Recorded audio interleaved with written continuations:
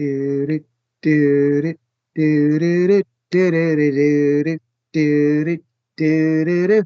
Alex, take it. Thank you for the Oh, the baton pass, Adam, and welcome back to the 800s. I am your co-host, Alex. You just heard the lovely tunes of New York, New York from my co-host, Adam. And as always, thank you to the man behind the scenes, Alan, for making it happen. All right, so let's quickly run through our plugs and get right into things. yeah, sure thing. Two items for you guys today. First off, we've updated our Patreon.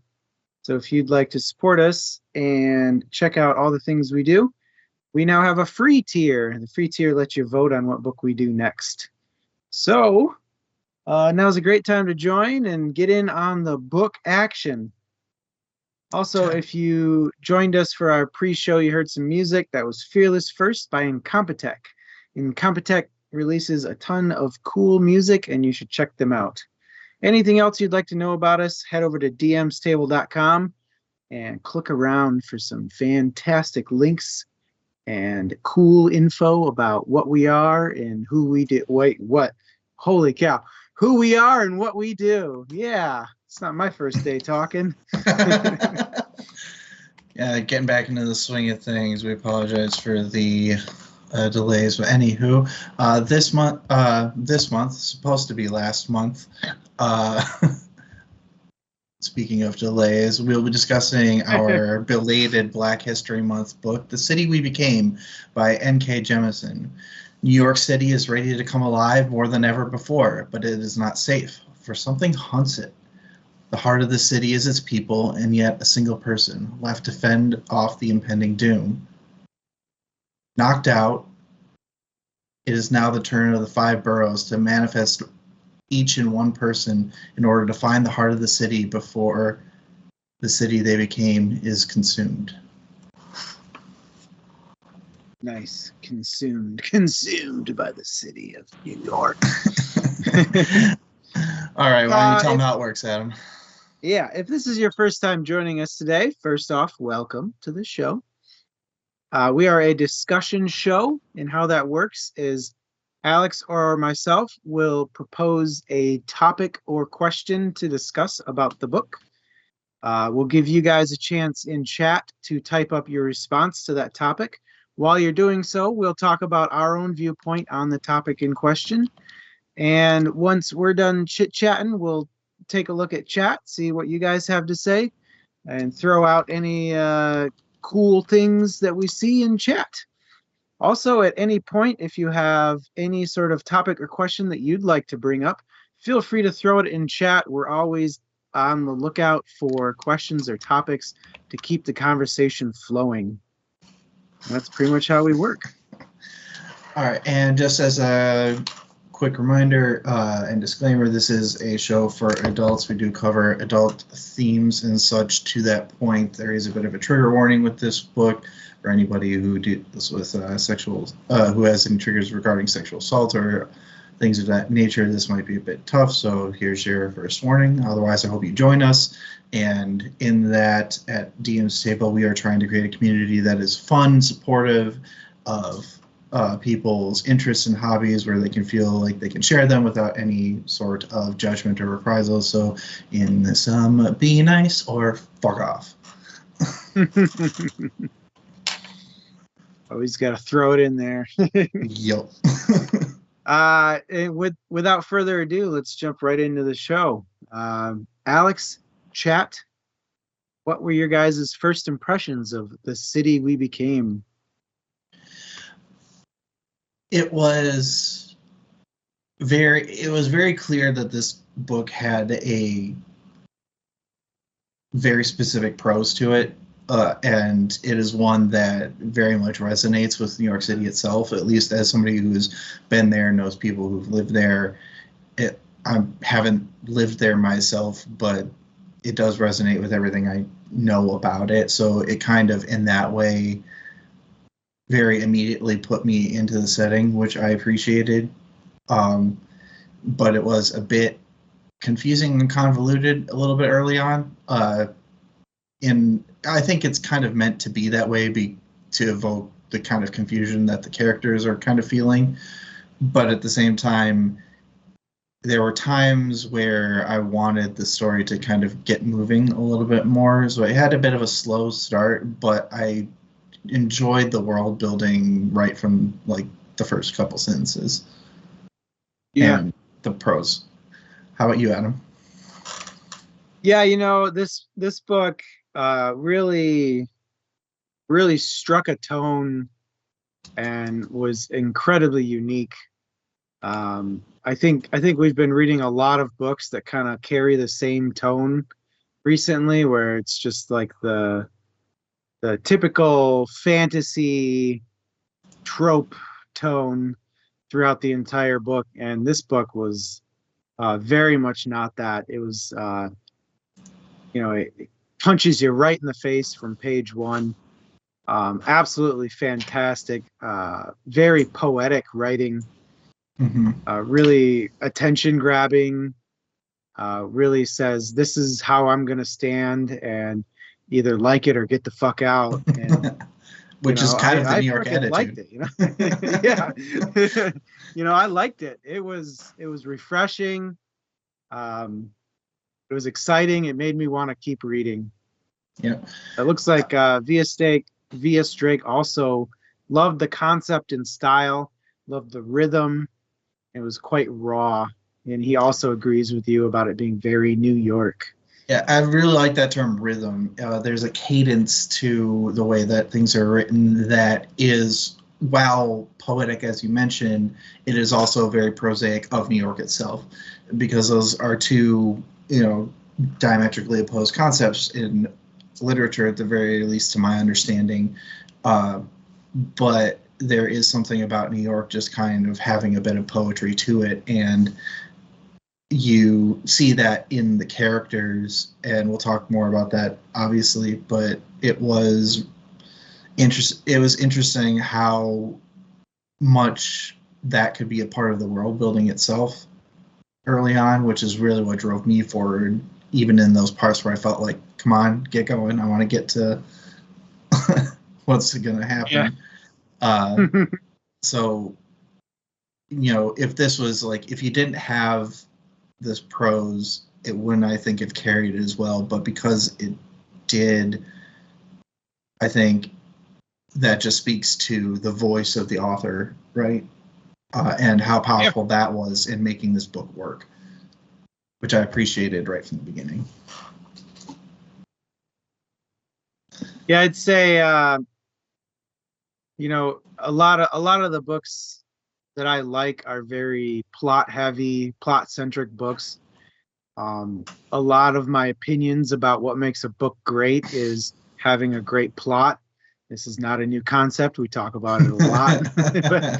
But, for me, this book really shone with the writer's voice, like you were just saying.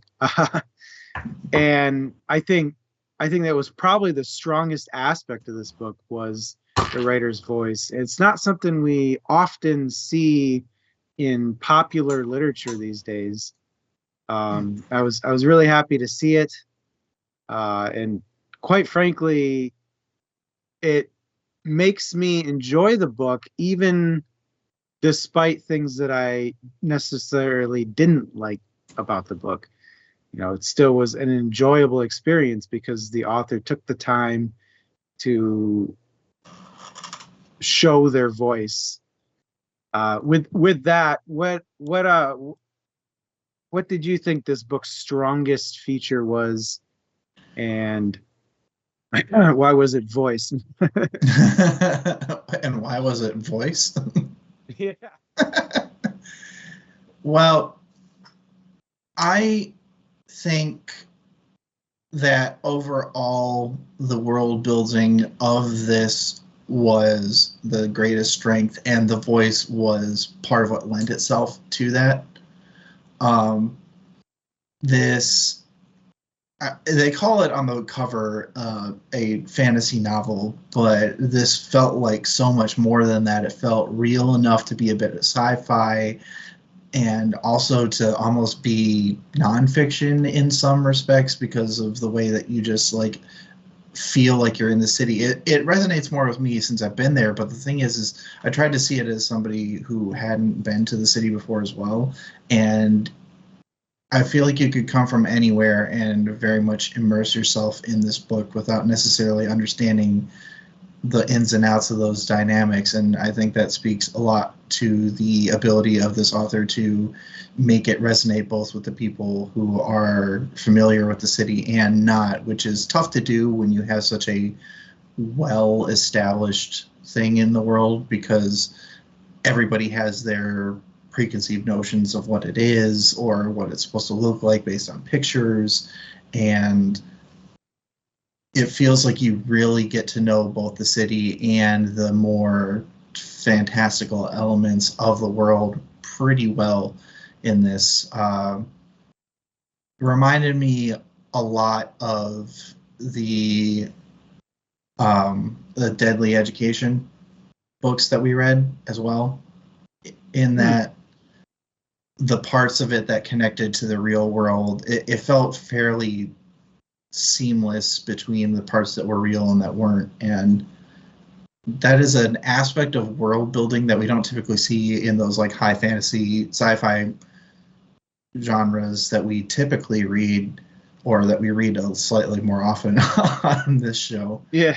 Because you know, they're meant to be something that you can connect with, but they're meant to be foreign in some way.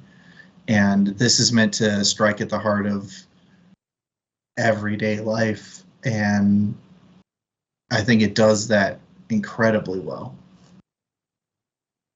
So what other than the voice is it for you? You know, I agree with Via Strake. The characters were pretty strong. The author did a really good job of defining a personality for each character and sticking with it. I can't speak to the accuracy. I've never been to New York.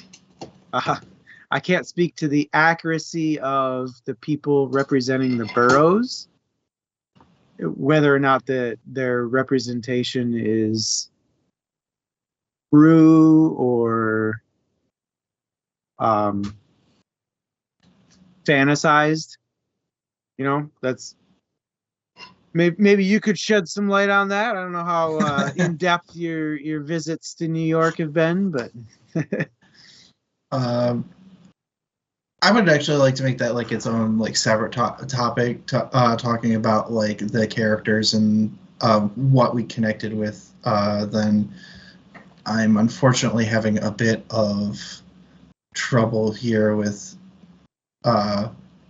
getting the text changer to work. So would you mind putting that up for us so everybody knows? Like, let's talk characters. Specifically, let's focus on the 5 boroughs.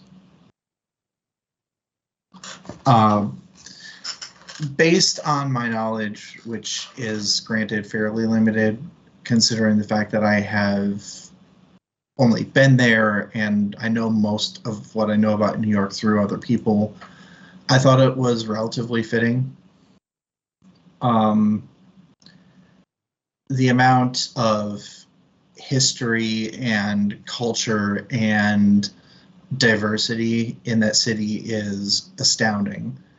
And even in my limited visits there, I still feel like these characters did a good job of hitting most of the many notes that I personally experienced in those limited aspects, let alone people who've lived there for years, decades. And I like that each of the boroughs acknowledges the history of their borough as well, which was interesting to see. I have learned a little bit about it because I have family that came through Ellis Island and lived in the Bronx and Brooklyn, and so I learned a little bit about that, and it was really kind of cool to see how these characters manifested. Specifically, um, I, I'm gonna quickly go through each of them and then pass it over to you and see what you think. But Manhattan, love the fact that he's just completely racially ambiguous, because that's the most like everybody ends up here regardless. Could be from anywhere. And there's plenty of people who come in and out, which is the other aspect I liked about him, is that he is the only character that wasn't born in New York City, or essentially born and raised in New York City. And Manhattan is where you're most likely to go for work. Even if you live in one of the other boroughs, it's the place where a lot of people funnel towards for economic opportunities in New York City. And he kind of represented that as well. And also love the fact that the beast inside him was just King Kong. I gotta say, that was pretty awesome. And for Brooklyn, I believe Brooklyn is the borough that they say weathers all things. That is a part of history. You definitely pick that up being in Brooklyn. It's kind of transportive to walk through some of those neighborhoods. You can kind of see history from borderline before it was settled by what became Americans, and all the way up through modern day. The Bronx, definitely known for being tough. That was pretty spot on tough as nails. Queens is the place where you do get to a lot of people looking for a fresh start or opportunity, where they actually live. And so the fact that was somebody who I really appreciated that there's a lot of art in this, but that they actually captured an aspect of New York that included learning and education and math and science, because a lot of that happens there as well. And then you have Staten Island, which has its reputation, and as far as I know is relatively well earned. But I did like that they showed that that Island was not just some easy heel type of character like her dad was. She dreams of something bigger for herself, but what she loves about it is that community and feeling like she just belongs in a place. And it kind of gives you a look at here's what they do, but here's why they probably do it. And yes, the outcome sucks, but it kind of makes sense when these people, belonging it can be a very powerful thing for good or for bad. And Staten Island is kind of like that manifest, Mm-hmm. And then there's Jersey City, which I really don't know much about, but I thought it was a really fun twist to be like, hey, everybody else thinks we're a part of New York City, so fuck yeah. But the fact that the heart of the city was just a guy who was trying that just knew the city in and out, up and down through even its most obscure parts, which have been lost to time, really sort of fits. And so I thought they did a really good job of personifying New York City in ways that felt like I have to imagine that she's lived there, that N.K. Jemisin has lived there. That I don't know how you know this stuff that well and put that and characterize that. And let's find out. So I know that was really long, but thank you for sitting with me. What did you think of things as someone who hasn't been there, who hasn't been to New York? Yeah, like I said earlier, the characters all had a very specifically defined personality, and Jemisin did a really good job of sticking with, I think, how the character would behave given their defined personality in the book. Um, I found some of it a little heavy and a little stereotypical. Um, it's hard to avoid that when you're saying this single person personifies an entire group of a city. It's, how do you avoid like stereotyping it, right? But um, I don't feel like it pulled too much away from the story to be like, all of the people who live in this borough act like this. Stuff like that didn't detract from the story in my opinion, but it was there and I just wanted to acknowledge it. Yeah, it can get a little bit like that, but I think I think it made sense in the story because of the whole premise of this is that the city's coming alive because the city has had enough stories told about it that it has an identity to it. So what these people were manifestations of what's at the core of the borough. And like you said, when you are picking out like a core aspect of something, it's hard not to fall into stereotypes. But I don't think any of it was treated without some kind of care. And I also like that the characters would push each other on those aspects of each other. Like when Brooklyn gets called out for some of her rap lyrics as a youth. We see Bronca get called out for some of being set in her ways a little bit too much. Like it was really, I thought it was really cool watching each of these characters interact with each other to the point of, to the point of like the character, they rounded each other out without rounding.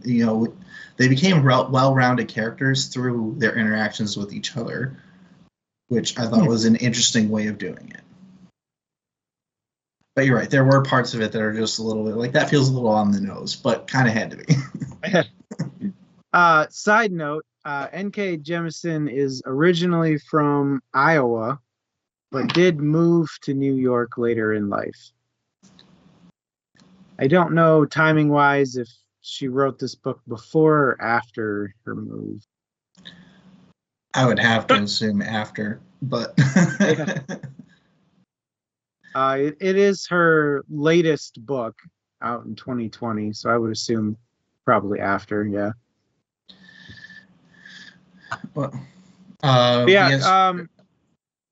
go ahead. I was gonna go to our comments. Via Strake says that they see, I'm not sure it has to be fully authentic, but I loved like Alex is saying that they brought out the bones of their burrows. The bones of the burrows is really like that what holds them up. I think that's a good way of putting it. And that means that you have to lean into the characterization of the burrow. I don't think you necessarily have to, but I think it paid off to do that more than it detracted from anything, certainly. Yeah, they are a bit of a caricature, and that definitely does come out, especially when they have to access their powers. Yeah. Speaking of which, what did you think about the magic of this book? Yeah. The magic part kind of reminded me of a book series that I read when I was a kid. I think it's called So You Want to Be a Wizard. Yeah, So You Want to Be a Wizard by Diane Duane, in which two kids find out that they can do magic, but the magic only affects the world in like a kind of real way, kind of make-believe way. Um, gave me vibes like that where it's like I can do these incredibly powerful things, but in the real world it only sways the direction of how the city is progressing. Yeah, I can kind of see that, but not to push back too much on it, like, because it's an opinion, but for me, it felt like that, but almost in reverse, where the magic was the city doing things that are just veering things. It wasn't, and it was like channeled through them. The city is just like, here, let me help you, so that when you yell at this cab, they actually get out of the way, so that you can keep going down the freeway, type of thing. Where it was less them. It felt a little more like the city was just like, you think of something and I'll make it manifest how I want, Well, if you think about the river scene, I forget which character it was, but she makes a hand come out of the river and just kind of like wave around. Mm-hmm. She did it for the borough who wasn't part of New York. Staten Island. No, not Staten Island. Oh, you mean the Heart No, or the Jersey borough City? that's not New York. Jersey City, yeah. Okay, like I was like, be a little more specific, apparently, because I didn't. Anyways, Where it's like she was like, look at this cool, powerful thing I can do, but like in reality, it's not actually happening. mm-hmm. Then there's the effect of her doing that happening. Yeah, in that way, that makes more sense. And I do like the fact that this was not treated as like any sort of hard magic system, because I don't think that would have fit the tone of this book to have anything like that. So despite the fact that I was wildly interested in it, I'm glad that I didn't. There were parts of it that were just left aside for you to just kind of fill in the blanks. I think the thing that I wish I knew the most about was like the whole manifestation of a city as an entity thing, like why that happens at all. Like I know that they briefly go into how thought affects the universe and then creates other universes through that sort of like infinite worlds theory. And I'm kind of glad it got left there, but at the same time I'm just like, but why do city like how does it channel down to like one person? Like I want, Yeah. maybe we've been reading too much Brando Sando where we do get that kind of insight, but no. But it was really fun to kind of come up with theories rather than necessarily just have it laid out. And it was cool to think about the sci-fi fantasy intertwining to the point of like, is this like sufficiently advanced science seen as magic, or is it truly magic? Yeah. No, I think that it's really fitting for the story and for the voice of the book to be like, we don't really know what's going on because they're newly born entities of the city. They're essentially babies, so they have no idea what's going on. They can only make hypotheses based off of their observations, and they don't really have a good way of testing their hypotheses, with the exception of trial and error and finding out what these other ancient beings happen to know already. And it felt very genuine for them to be like, I don't know what's going on. Like, what? I understand that you're telling me that I'm a city, but what does that mean? How does that mean? Who does this affect? Like, what's going on here? It felt like that part really fit with the vibe. Oh yeah, absolutely. That confusion right from the get-go, and they have to figure it out as they go. It really puts you in the headspace of the characters, and I think it gives a heavier appreciation for when they do figure it out, because you're figuring it out with them a little bit, which makes it a more dynamic and exciting book to read. V.S. Drake makes a really good point about how they healed each other when they were hurt, and it was they were healed by their own cultures, and that fits into this theme of the power of stories and the power of culture and diversity and new ideas, which is the complete antithesis to the thing that's hunting them, right? Mm-hmm. And it is really kind of cool to get like that, both from as somebody who really just loves indulging in cultural exchange anyway. It was fun to read that and see it have power in that world, because it makes sense. And that, I think that's the best thing I can say about this magic system, is that it is soft, but all of it makes sense. Yeah. On an intuitive level. And if you're going to do a soft magic system, that's the way to do it. Make it make sense intuitively. Yeah. Even if it's confusing. Thematically confusing. All right. What did you think of the plot? Where was it weak? Where was it strong? I am going to start out with the weakness of the plot. I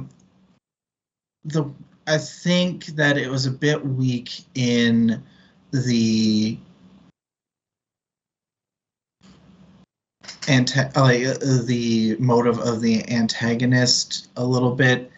It was just this thing. Now maybe it'll get more revealed in the sequels, but it is. I thought there were some parts of that where part of the plot is going to be the motive of your antagonist and how that moves the story along, and it was really hard to nail down sometimes whether or not this was something that had a mind of its own or not, or it was a little convoluted in ways that I know was confusing also for the characters, but it was a bit confusing for me, so I had a little trouble feeling as much of a sense of urgency, because it fell into that dynamic of like, oh, this is the good and this is the bad, and therefore the good will triumph over the bad type of stereotypical plot. And so I thought that took a little away from the urgency through the middle parts of the book. It does wrap up reasonably well as we get to know more about it, but I thought it took a little too long getting there. It would have been nice to have a little bit more other than, oh, it's this menacing thing that isn't quite menacing if it touches you, but it is, but it's a disease, but it's this other thing. It was a lot, and it was meant to be a lot, but I think there could have been times where it could have been a little more concise about how that part was treated. What this did, what I think is extraordinarily well, is it created a plot that required its it was a plot that required its characters to grow by, like, they had to look inwards at what they were, who they were, in order to interact with the world and to move the plot along. And it wasn't forced in that it made sense and it felt natural, but it was forced because of these outside circumstances, you know. Yeah. It all felt very believable, and it was really, there were times in this plot where I think it does hit these lulls, and most of it has to do with their interactions with the lady in white. But it does pick up, and especially when they're with each other and towards the end. So I think it has kind of this like ebb and flow of really dynamic points and points where I was just like, let's get this on to the next thing. Again, nitpicking a little bit, because it's not a hugely long book. It was, I thought, overall really well done, but there were parts where I thought it could have kind of picked up the pace a bit. Yeah. Especially in regard to the antagonists. How about you? For me, I think talking about the rule of three for plot comes into play here.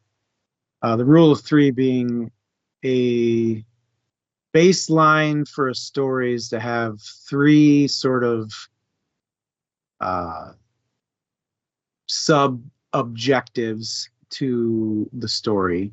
Mm-hmm. I feel like this book did have that. The first objective being get everybody together. The second objective being wake up the heart of the city. The third objective being fight the big bad. Mm-hmm. And I really liked the structure. It felt clearly defined right from the get-go. It was like, this is how the story is going to go. This is what you can expect. This is what we're here for. And I thought Jemisin did a really good job of defining the plot early on, and I really like that in the book. Where I feel like it fell flat is the follow through just wasn't there. The get together aspect happened at the very end. I really liked that they failed. There's so much about failure that makes a good story, Mm-hmm. and the fact that they failed to unite is something that I felt like made this story pretty cool. Um, it was really breezed over though, the other two plot points. They were just kind of hand waved into existence. There was no build up to them. They were merged together and the heart's awake and 1, 2, get out. I feel like, the failure part of getting together was beautifully done, but there was no consequence to it. They just included a new member and then that was it. Yeah, that's a really good point. I also really enjoyed the fact that it wasn't completely like a complete success, that there was something that subverts your expectations. But like you said, the lack of consequence, I don't know that there is a lack of consequence, though. I would push back on that a little bit, but it is kind of a weak consequence, and that is the fact that the lady in white, I forget the name of the city, starts with an R, remember? Whoa. But the lady in white does still have a foothold in Staten Island, and I think that is the consequence of them not reaching out to Staten Island and trying to understand where she was coming from. And I thought that Jemisin actually did a really good a job of creating a character to which we could have been sympathetic, who may have held these ideas, but if they had taken the time to really address her concerns, they might have been able to pull her out of where she was. And that's something where V.S. Drake said they had qualms about some of the messaging, both blatant and non-blatant, where things felt like they got very racially charged and undercut. So messaging felt like leaning into this, the author did her story a disservice, and that's why the follow-through wasn't there. That's the part that I'm disagreeing with a bit here, is I think that it was a consequence. I think that was the consequence, is they treated Staten Island like the other, so it became the other. It is still integrated into New York, as it has for far too long been a part of that story, but it was choosing to step out. And because these two things opposed each other, now you have New York City and this part that is connected to it, but also isn't, and is in the control of the enemy. And I thought that was the consequence. So I really did enjoy that part, because it shows that,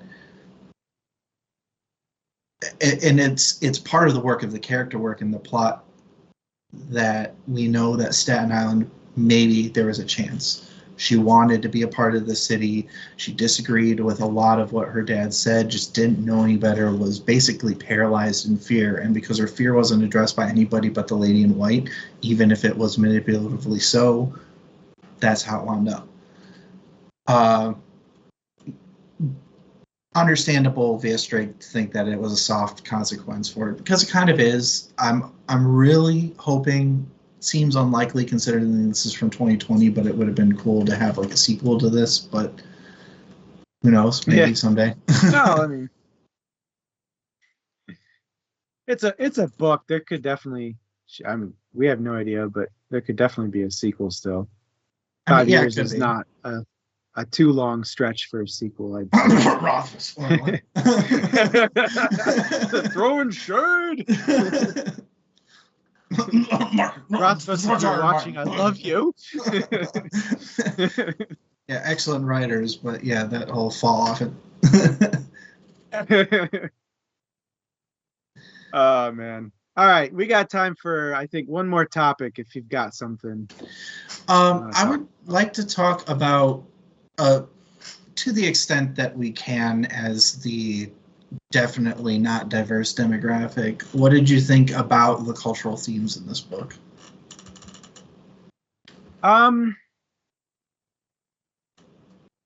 You know, I liked what you said earlier in the show about how it felt genuinely representative of the city. And I think Via Strake said it earlier too, where it's like he felt like he, like, being somebody who had never been there, it felt like it was a genuine experience of being in New York City. I think that goes back to Jemisin's voice being super strong and carrying through on certain themes. I don't know what the culture of New York City is like. I can imagine that how it was portrayed in this book is accurate, and it was an enjoyable experience.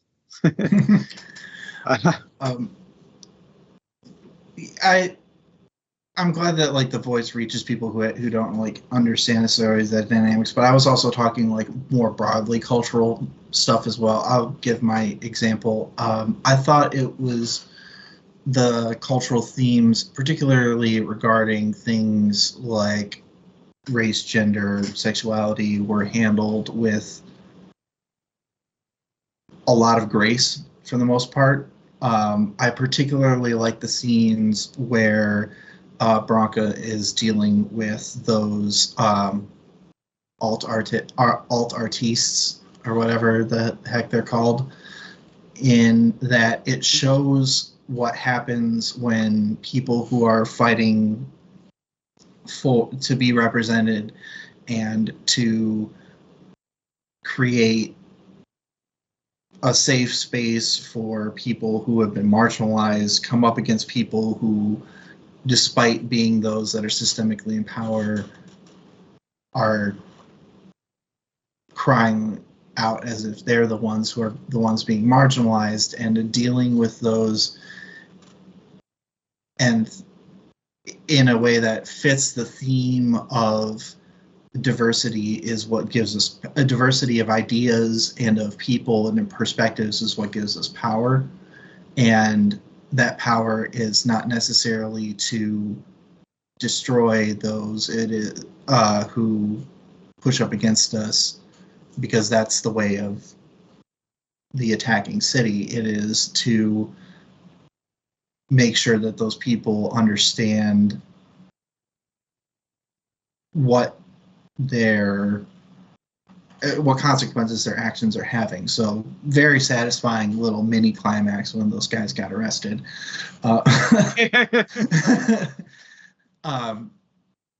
Some of it, I think, might have been a little heavy-handed, but I think some of that might just be New York City, you know. Yeah. But I thought it was really fun to like look at those things, and I really felt like I could really empathize with characters because Jemisin did a really good job of taking these cultural bits and making them accessible to people who may not necessarily have lived those lives.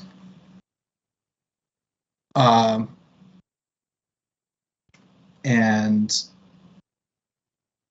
it was interesting to see how those things were represented in the individual Burrow characters, but also in the few side characters as well. Which, very quick side note, who was your favorite non-Burrow character? Probably the random, not a taxi driver. Yes, 100%. Yeah, I forget what her name was, but that was a good comedic relief. Yeah. No, but I agree with what V.S. Drake put up there. I have a feeling that we might be on opposite sides of this opinion here, but there were definitely times where Jemisin went on tirades, and I feel like those times it was hard to keep my focus on the book. No. Yeah, and that's the part where I thought sometimes it was a little heavy-handed, and that's the part where I'm not enough involved in New York to know if that was just like, this is just the kind of thing that you hear in New York or whatever.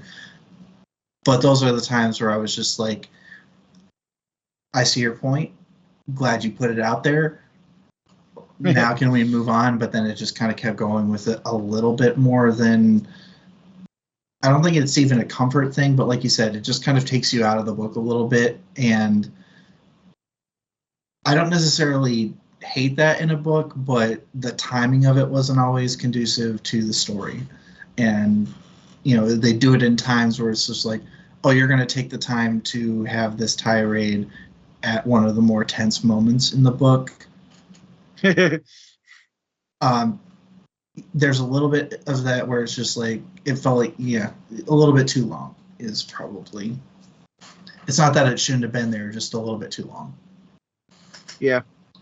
All right. What were your final thoughts here?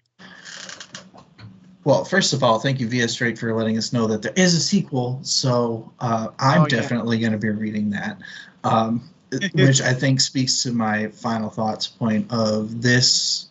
This isn't necessarily a book for everybody, but anybody who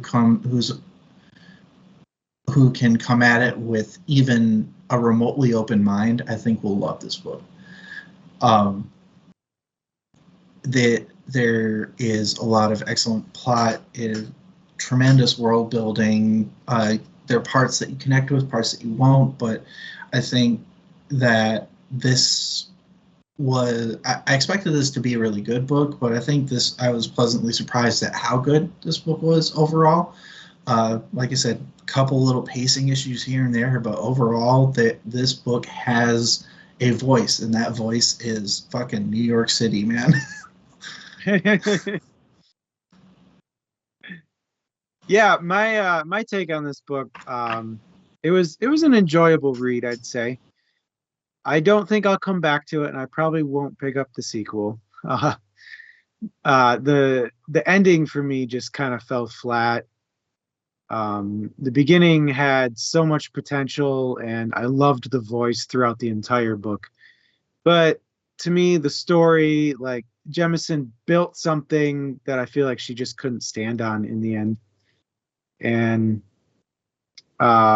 being a plot favored individual, that's a heavy hit for me.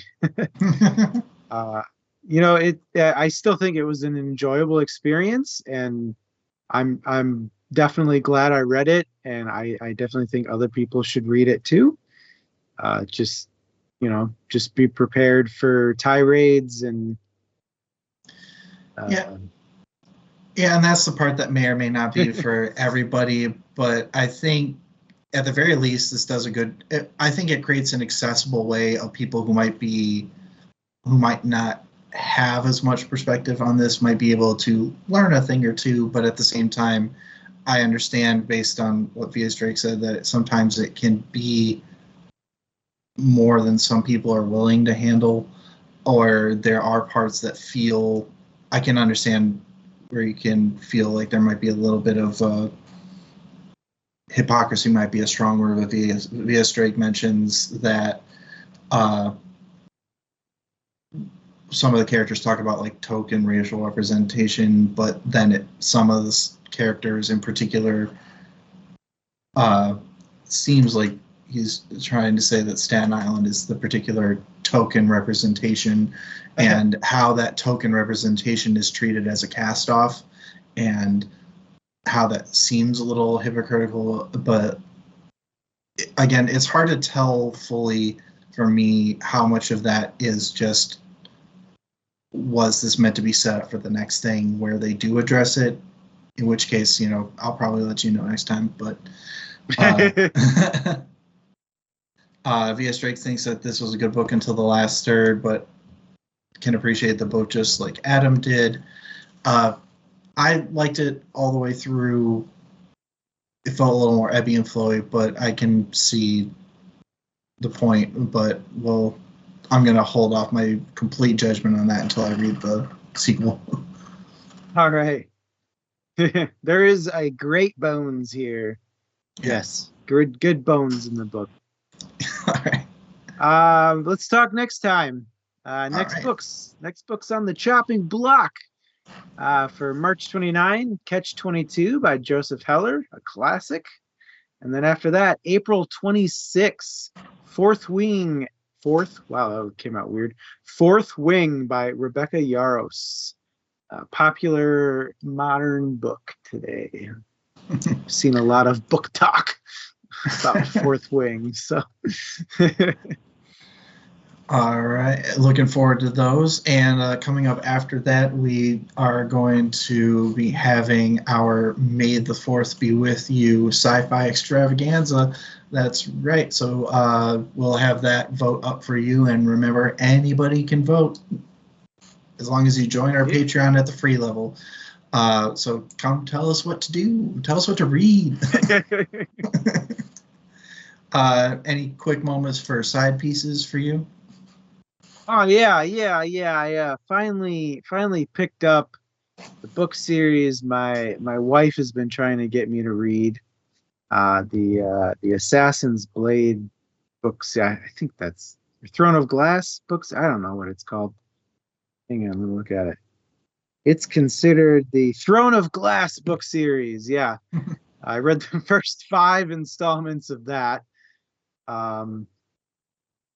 So far they're okay. They're okay. Some are better than others. How about you? What do you got for side pieces? I read the next book in the Bobiverse series that came out, and I definitely enjoyed that. I re-familiarized myself when we were in Brandon Sanderson mode. I made my way through all of the Mistborn series, and nice. All of the books in the Mistborn series, both trilogies, and like all 7, all 8. 7, I believe. The 8th one, I think it was more in prep for the 8th one, but by the 7th one I was burnt out a bit. But 7 books in the couple months that we've been away, it's not bad. It was technically 8, I guess. Yeah, I'm just talking about Arcanum. Yeah, stuff. I was originally planning on doing the Arcanum stuff, but I just needed a break because we had come off of so much of it. Because it's great, but it's a lot. It's a lot. It's a lot of words. It's a lot of words. Just a lot of time. Also, every once in a while, you just need to kind of break yourself out of the same old there. A couple full work weeks. Man So- behind the curtain read some Rothfuss. Good stuff. Good stuff. Got Awesome. Rothfuss right here. Yeah. Let's see, I know I've got mine somewhere. Oh, I think it's on my other bookshelf. I've got 3 bookshelves, and it's not neither of the 2 that are in my office, which means it's on display. So Yeah. My leather bound Words of Radiance finally arrived. So it's gone on the Sanders shelf. The Sanders shelf is a full shelf officially, spans the entire length. Yeah, you're gonna just need to get a whole bookshelf separately for just his books eventually. Yeah, someday. It's the goal, yes. If you guys want to know anything else about us, hit up dmstable.com. We have a Patreon. We're the DM's Table on Patreon. Links below your video. We do have a couple of socials. We're not super active on them, but you could always go check them out. Facebook and X. We do also post all these on YouTube. We're the DM's Table on YouTube. We have an Etsy page. We're the DM's Table on Etsy. That link is also below your video here. But yeah, all these links are on the dmstable.com as well. All right, awesome. Thank you everybody for who joined us now or who joins us later via YouTube or some other Maybe means. they're looking at us on YouTube right now. Maybe. Well, thank you everybody for joining us, and looking forward to the next book. So we'll see you there. Yeah.